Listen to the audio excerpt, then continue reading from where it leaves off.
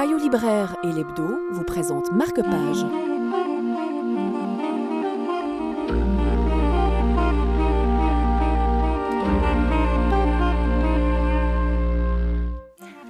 Nous sommes à Winsfield, en Virginie, États-Unis, au milieu des années 30. L'arrivée du couple Daniels crée l'émoi dans la petite bourgade. Lui est un enfant du lieu, héritier d'une grande famille. Elle est une jeune New-Yorkaise, intellectuelle et fantasque. Il lui fait 2 enfants, puis la quitte. Elle, Vienna, décide de rester, elle, l'étrangère.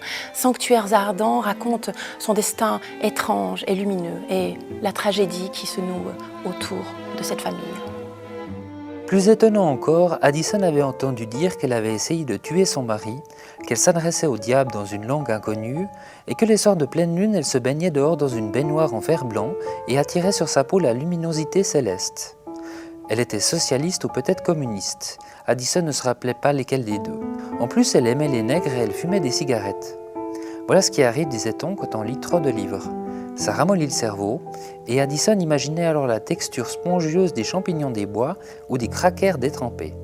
On racontait qu'elle possédait des milliers de livres. Catherine Mosby, retenez bien ce nom.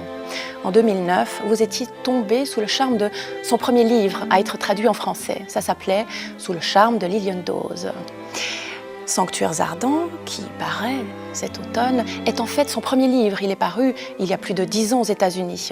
Mais c'est un petit bijou, c'est d'une intensité à couper le souffle. Vienna, son héroïne, est tout bonnement inoubliable. Catherine Mosby est un auteur à suivre, donc ne manquez pas celui-ci.